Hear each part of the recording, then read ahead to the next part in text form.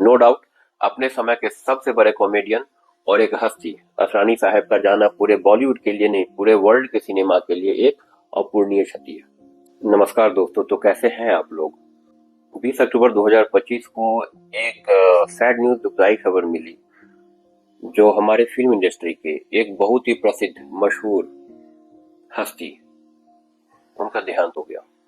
जी हाँ, मैं बात कर रहा हूँ मशहूर एक्टर प्लस कॉमेडियन और बॉलीवुड की बहुत बड़ी हस्ती जो अचानक से हमारे बीच से चले गए 84 वर्ष की उम्र में, असरानी साहब, जिनका पूरा नाम गोवर्धन असरानी था।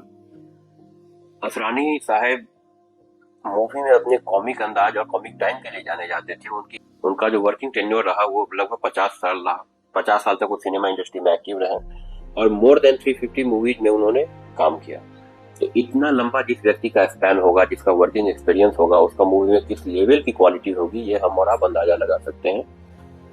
असरानी साहब की जो चुनिंदा मूवीज हैं, जिस रोल के लिए वो हमेशा हमेशा के लिए जाने जाएंगे, उसमें शोले सबसे पहले आता है, जिसमें उन्होंने जेलर का रोल किया था। जी हाँ, मैं अंग्रेज जमाने का जेलर हूँ। और उनका ये कॉमिक बोलने का अंदाज, ये कॉमेडी का अंदाज, वो टाइमिंग, वो अनमैचेबल है, वो कोई दूसरा नहीं कर सका। हमारे बॉलीवुड में बहुत सारे कॉमेडियंस हैं, बहुत सारे एक्टर्स हैं, किसी की किसी से कोई कंपैरिजन नहीं है, बट जैसी कॉमेडी की टाइमिंग और कॉमेडी का एक अंदाज असरानी साहब का था, वो हमारे अगल बगल किसी भी एक्टर का अभी के डेट में भी नहीं है। ये बॉलीवुड भी एक्सेप्ट करती है। असरानी एक कॉमेडियन ही नहीं थे।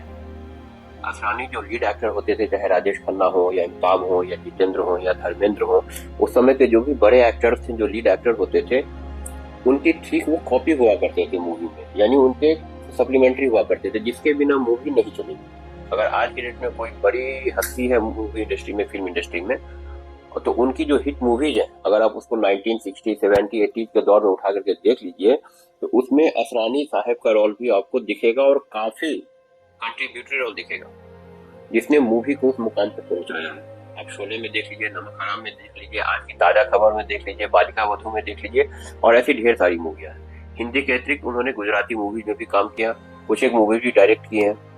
1972 से 1991, इस 18 साल के बीच उन्होंने राजेश खन्ना, जो कि पहले सुपरस्टार थे बॉलीवुड के, उनके साथ 25 मूवी में काम किया। अब आप सोच लो, जो राजेश खन्ना ने अपने साथ उनको 25 सिनेमा में लिया, तो एक तरह से वो डायरेक्टर्स चॉइस भी थे, एक्टर्स चॉइस भी थे, और हर एक्टर के साथ, चाहे वो अमिताभ हो, राजेश खन्ना हो, धर्मेंद्र हो, उनका एक प्रेमपूर्ण संबंध बना रहा है, जो आज के डेट में वो एक्टर्स इस बात को मिस करते हैं। अमिताभ भी अपने इंटरव्यू में कह चुके हैं जो वो असरानी साहब को मिस कर रहे हैं। धर्मेंद्र भी इस बात को रिपीट कर चुके हैं।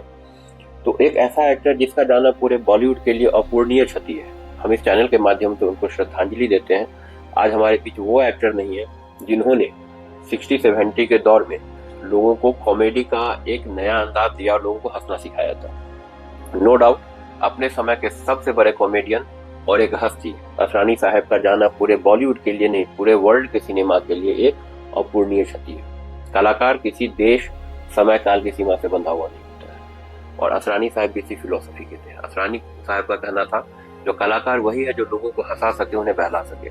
आज तक वो किसी भी प्रकार के विवाद में नहीं रहे, न उन्होंने कभी किसी प्रकार के ईगो का या अभिमान का प्रदर्शन किया मीडिया में, जो कि बहुत ही कॉमन ट्रेंड हो जाता है, पहले भी था और आज भी एक्टर्स एक्ट्रेस के पीछे है। लेकिन असरानी साहब इतने डाउन टू अर्थ थे, जो उनका आज भी हम लोगों ने एक भी विवादास्पद बयान नहीं सुना होगा। हाल फिलहाल वो 2023 तक उन्होंने मूवी में काम किया है, और उनकी 2 और मूवी जो ऑलरेडी बन चुकी हैं, शायद 2026 में हैवान, और एक और मूवी उनकी आने वाली है जो कि बन चुकी है। असरानी साहब को बालिका वधू और आज की ताजा खबर के लिए film fair award for best comedian भी मिल चुका है। ये भी एक बड़ी उपलब्धि है। उन्होंने 350 से अधिक मूवीज हिंदी और गुजराती मिलाकर के जो की हैं, वो उनका एक स्पैन दिखाता है, वर्क ऑरा दिखाता है, और आज भी वो एक्टिव थे। 20 अक्टूबर 2025 को जब उनका देहांत हुआ है सांस लेने की तकलीफ से, समस्या से, उस समय भी उन्होंने दीपावली की शुभकामनाएं अपने ट्विटर के माध्यम से लोगों को दी थी।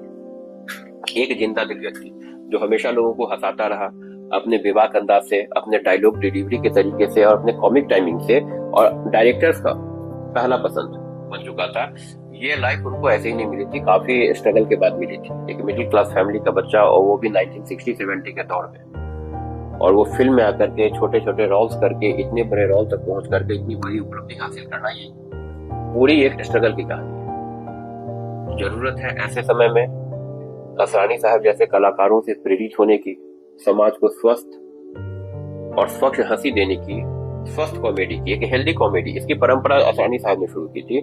असरानी साहब की किसी भी मूवी को आप देख लो तो उनके मूवी में अश्लीलता का पुट उनके कॉमेडी के साथ आपको मिलता हुआ नजर नहीं आएगा। ये जो डबल मीनिंग जो की कंसेप्ट चलती है ना, वो वहां पे नहीं थी, और ये बड़ी बात है। तो ऐसे समय में जब असरानी हमारे बीच नहीं है तो हमारे दायित्व बनता है जो हम उनके धरोहर को आगे लेकर के उनकी विरासत को आगे बढ़ाएं, एक स्वस्थ कॉमेडी का शुरुआत करें। यही सही मायने में असरानी साहब की श्रद्धांजलि होगी।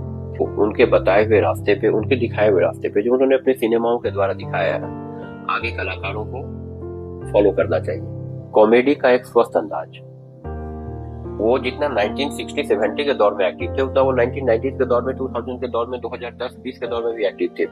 प्रियदर्शन के वो फेवरेट कॉमेडियन रहा करते थे अपने समय में।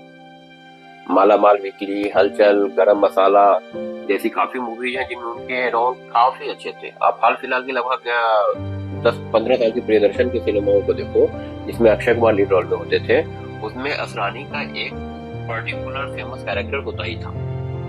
तो असरानी साहब हमें अभी तक हंसाते रहे 60 के दशक से, एक बड़ी बात रही। तो इस चैनल के माध्यम से हम आप आइए साथ मिल करके उस महान हस्ती को जिसने भारतीय सिनेमा को एक नए फलक तक पहुंचाया, सिनेमा में कॉमेडी का एक नया परिभाषा गढ़ा, उस महान कॉमेडियन, महान हस्ती को इस चैनल के माध्यम से हम लोग श्रद्धांजलि, भावभीनी श्रद्धांजलि देते हैं। और एक और चीज, इतने चुटकीले अंदाज में उनका विवाह भी जो हुआ था, जो कि लव मैरिज था, वो उनकी को एक्ट्रेस थी मूवी में, मंजू असरानी। नमक हराम, इस सब मूवी से उन लोगों की जो है सो आपस में प्रेम प्रसंग बढ़ी थी और फिर उन्होंने शादी की थी। तो जो व्यक्ति पूरी जीवन इसी पैटर्न पे चलता रहा, जो हंसना है, हंसाना है, प्रेम में जीना है, उस व्यक्ति का चला जाना पूरे देश के लिए, पूरे फिल्म जगत के लिए अपूर्णीय क्षति है जो कभी भी नहीं भरी जा सकती है। वो हस्ती इतनी महान थी कि ईश्वर ने भी उससे उस दिन बुलाया जिस दिन पूरी दुनिया जो है सो प्रकाश में जगमगा रही थी। ये भी एक समझने वाली बात है। तो ऐसी महान हस्ती को हंसते हंसते विदा करते हैं और ये आश्वासन देते हैं जो हम लोग उनके बताए हुए रास्ते पे चलते रहेंगे, अच्छे और स्वस्थ कॉमेडी मूवी आउटपुट में देते रहेंगे, दर्शक हंसेंगे। इसी के साथ मैं अपनी बातों को यहाँ समाप्त करता हूँ।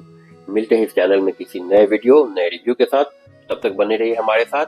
जय हिंद, जय भारत।